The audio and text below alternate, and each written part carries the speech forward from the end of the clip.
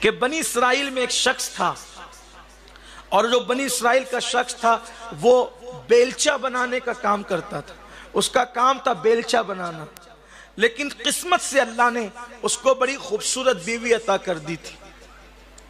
اور دوسرا شخص تھا، وہ بہت بڑا اپنے دور کا تاجر تھا، بہت بڑا سوداگر تھا۔ ایک دن بیلچہ بنانے والے کے گھر کے قریب سے وہ سوداگر گزرا، تو اس سوداگر نے کیا دیکھا کہ بیلچہ بنانے والے کی بیوی بہت حسین و خوبصورت ہے۔ اب یہ تو قسمت کی بات ہے، اللہ نے کسی کو کیا دیا کسی کو کیا دیا۔ تو خوبصورت بیوی کو بیلچہ بنانے والے کے گھر میں دیکھ کر اس کے تن بدن میں آگ لگ گئی اور یہ جل بھن گیا، اور اس نے اپنی بوڑھی کنیز سے جا کر کے کہا کہ بیلچہ بنانے والے کی بیوی اتنی خوبصورت ہے، ایک کام کرو، ان میں میاں بیوی میں جا کر کے پھوٹ ڈال دو تاکہ کسی طرح وہ عورت میرے گھر میں آ جائے۔ اور پھر کیا تھا کہ وہ کنیز تھی، بوڑھی کنیز، اور وہ گئی، اور جانے کے بعد اس بدبخت بوڑھی کنیز نے اس عورت کو ورگلایا، تو بیلچہ بنانے والے کی بیوی ہے، اتنی خوبصورت ہے، اتنی حسین و جمیل ہے، اگر تو سوداگر کے گھر میں رہتی تو تیرے سر پر جو ہے وہ قیمتی دوپٹے ہوتے، وجود پر قیمتی زیورات ہوتے، اور یہ ہوتا اور وہ ہوتا۔ یہ کیا جھوپڑے میں تو اپنی زندگی کو تباہ کر رہی ہے؟ چل آپ کہ ایسے شخص سے تجھے ملاتی ہوں جو تجھے زندگی کی ہر خوشی دے سکے، لیکن اس سے پہلے تجھے اپنے اس شوہر سے دوری اختیار کر کے طلاق لینی ہوگی۔ یہاں ایک بات آپ سے عرض کرنا چاہتا ہوں، اللہ کے رسول علیہ الصلوۃ والتسلیم کے فرمان کا مفہوم ہے، جو میاں بیوی میں جدائی پیدا کرے فلیس منا، وہ ہم میں سے نہیں ہے۔ ہمارے یہاں جدائی پیدا کرنے کا تصور نہیں ہے، ہمارے یہاں ملانے کا تصور ہے۔ ملاؤ، محبتیں پیدا کرو، جدائی پیدا نہ کرو۔ کچھ عورتوں کا کام ہی ہوتا ہے، جن کے گھر میں جاتی ہیں وہاں جھگڑا لگا دیتی ہے، جدائی پیدا کر دیتی ہے۔ ایسے لوگوں پر جنت کی خوشبو بھی حرام کر دی گئی ہے۔ لعنتی ہے ایسی عورتیں جو جدائی پیدا کرنے کے لیے لوگوں کے گھروں میں جاتی ہیں۔ اور یاد رکھنا، دوسروں کی خوشیاں چھیننے والوں کو قدرت کبھی خوشی عطا نہیں کرتی۔ تم کسی کی خوشی چھینو گے تو اپنی طاقت کے مطابق چھینو گے، اور قدرت تمہاری خوشی چھینے گی تو اپنی شان کے مطابق چھینے گی۔ قدرت جس سے خوشی چھین لیتی ہے اسے دنیا کی کوئی طاقت کبھی خوش نہیں کرتی، اس لیے کبھی کسی کی خوشی چھیننے کی کوشش مت کرنا۔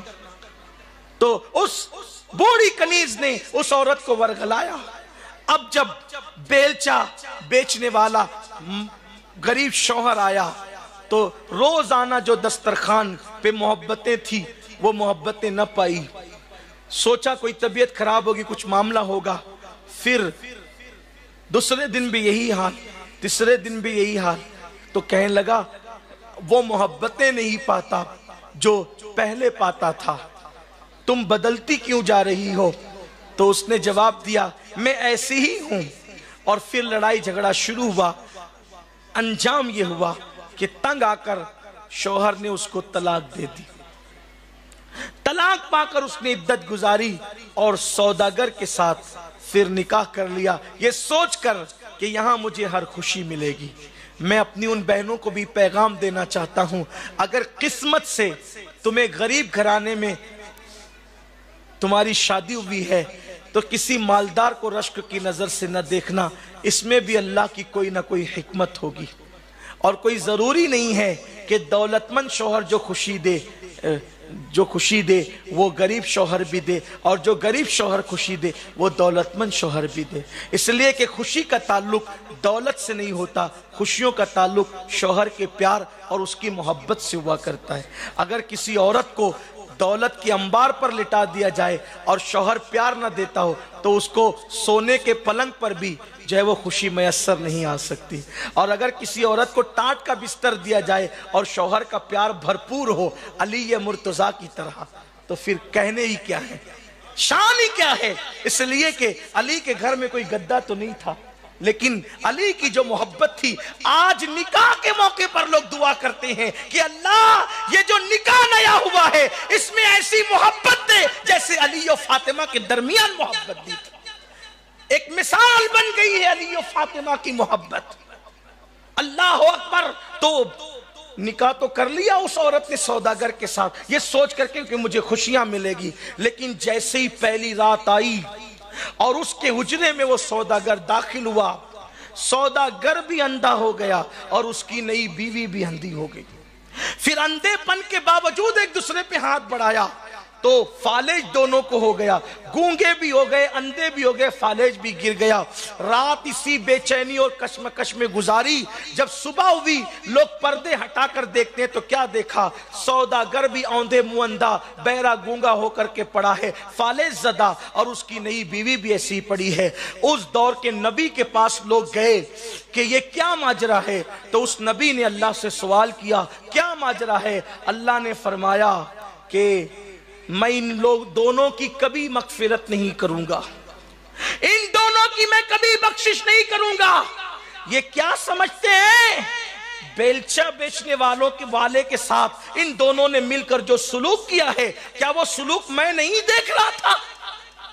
اس کی خوشیاں چھین کر اپنے لیے الگ خوشیوں کا انتظام کیا۔ اب نہ ان کی بخشش ہوگی نہ انہیں خوشیاں نصیب ہوگی۔ یہ ہے بے حیائی کا انجام اور کسی کی خوشی چھیننے کا انجام۔ اے خاتون جنت کی کنیزوں، سنی دعوت اسلامی کے اجتماع میں آئی ہو، خدا کے لیے توبہ کرو۔ یہ چاند دن کی چاندنی ہے، یہ ڈھلتی چاندنی تو پہر دو پہر کی ہے، 4 دن کی بھی نہیں ہے، پہر 2 پہر کی۔ میرے امام کہتے ہیں ماہ مدینہ اپنی تجلی عطا کرے، یہ ڈھلتی چاندنی تو پہر 2 پہر کی ہے۔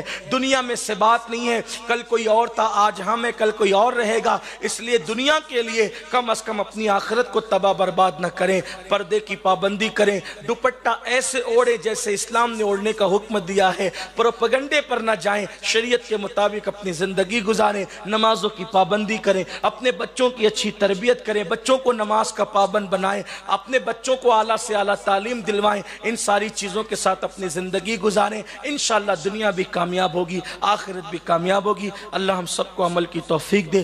گفتگو کے درمیان اگر کوئی غلطی ہو تو اللہ معاف کرے۔ استغفر اللہ ربی من کل ذنب واتوب الیہ وما علینا الا البلاغ۔ السلام علیکم ورحمۃ اللہ۔